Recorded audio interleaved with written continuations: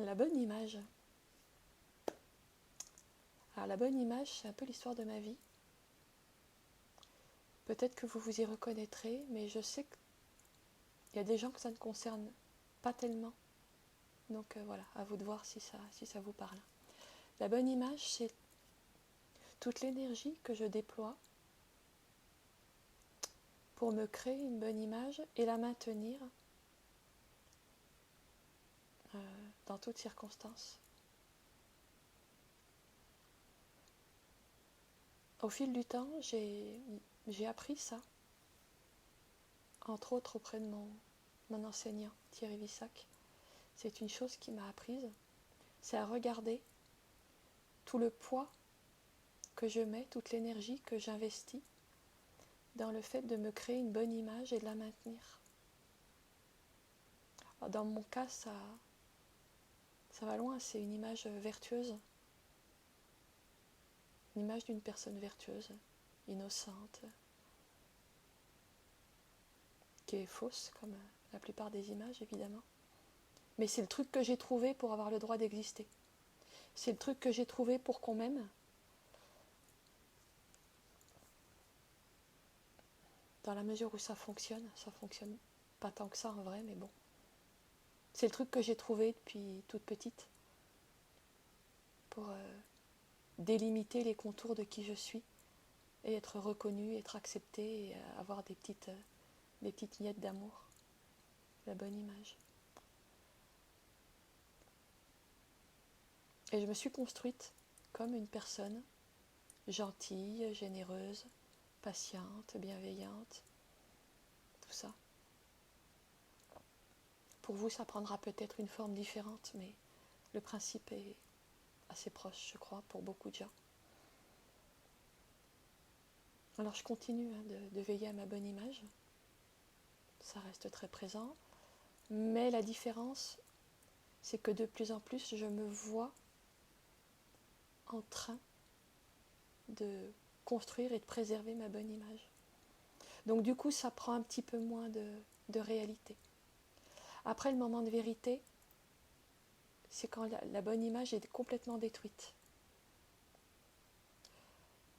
Quand je suis prise en flagrant délit d'être une mauvaise personne. Quand je me prends moi-même en flagrant délit de mentir, de tricher, de dire des méchancetés, toutes ces choses-là. Et alors là, la bonne image, elle en prend un coup dans l'aile. Et il y a quelque chose qui s'effondre. Et là, j'ai deux possibilités. Ma première possibilité, c'est de tout faire pour effacer ça, pour ne même pas le ressentir, pour l'oublier aussi vite que possible. Et s'il y a eu des témoins ou un témoin de ce dérapage, entre guillemets, d'essayer de me rattraper d'une manière ou d'une autre, en me justifiant ou en faisant des tonnes pour être gentille, bienveillante et patiente et généreuse, pour faire oublier mon dérapage. Ça, c'est la première la première option, pardon. Et puis la deuxième, qui est nettement moins confortable, consiste à m'abandonner complètement à ce que je ressens quand je suis cette mauvaise personne. Quand je mens, quand je vole, quand je trahis, quand je... Quoi que ce soit, quand je me prends en flagrant délit d'être une mauvaise personne. Mettez-y ce qu'il y a de pire pour vous. Ce sera encore mieux que mes propres exemples. Qu'est-ce qui se passe quand j'accepte d'être aussi cela ? Par exemple, une de mes stratégies, c'est de dire des choses gentilles et encourageantes. Sauf que quelquefois, avec mes proches, ou quelquefois dans le cadre d'une consultation en tarot, il doit se dire à travers moi une vérité qui n'est pas confortable pour l'autre. Et donc je dois être celle qui dit la vérité pas confortable. Je dois être la messagère d'une parole qui va potentiellement être vécue comme méchante.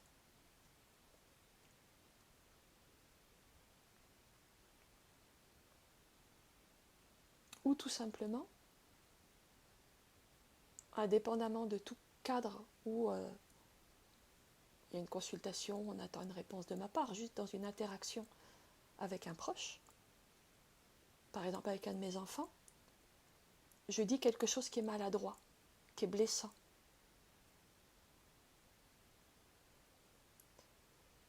Là, il y a un possible travail spirituel qui consiste à m'abandonner à ce ressenti extraordinairement douloureux, où j'ai honte, où je me sens coupable, où je me sens mauvaise, où j'ai envie de me donner des gifles, parce que j'ai fait du mal, parce que j'ai été une mauvaise personne. Et dans ce moment-là, d'accepter de me dire, je suis ça aussi. Dans ce moment-là, d'accepter qu'il y a une intention de méchanceté qui m'a traversée. Parce que quelquefois, c'est juste une maladresse. Quelquefois, il y a une pique. Je lance une pique à quelqu'un. Par exemple, je suis avec une amie dont je suis très jalouse, parce qu'elle est belle, parce qu'elle a de l'argent, parce qu'elle a fait une carrière, parce que pour toute autre raison. Il y a un moment, je vais lancer une pique, et je vais me voir lancer la pique. Donc soit je me répands en excuses en disant pardon, je ne sais pas ce qui m'a pris, excuse-moi, je suis stressée en ce moment, je ne fais pas attention à ce que je dis. Donc j'essaye de rattraper le coup et d'emballer ça en revenant à mon personnage de bonne amie, patiente, généreuse, aimante et tout ça. Soit j'essaye pas de m'excuser, j'essaye pas de me justifier. Je m'abandonne d'abord et avant tout au ressenti horrible d'être méchante, d'avoir blessé, de la culpabilité d'avoir mal fait. Ce qui n'exclut pas après que je présente des excuses, bien sûr, mais avant de me précipiter tout de suite entre le moment où j'ai fait du mal et le moment où je présente des excuses, m'autoriser ce temps de ressentir tout ce que ça fait d'être mauvaise, méchante, coupable. Parce que dans cet instant-là, si je m'autorise à le vivre, il y a une espèce d'écrasement, de broyage de ma bonne image qui peut être assez sain en fait, qui peut être assez sain sur un plan spirituel, qui peut être en fait un moment de libération.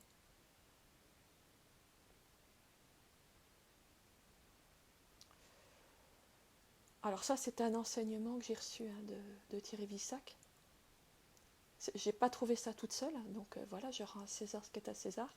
Mais j'essaye de vous le dire avec mes mots, parce que pour moi, ça a vraiment, et ça continue, ça continue d'être, j'allais dire ça a été, mais c'est encore aujourd'hui, des moments, ces moments-là où je m'autorise à pas sauter directement de la faute à la réparation, mais où je m'autorise le moment de la culpabilité. C'est vraiment des espaces possibles de grande libération.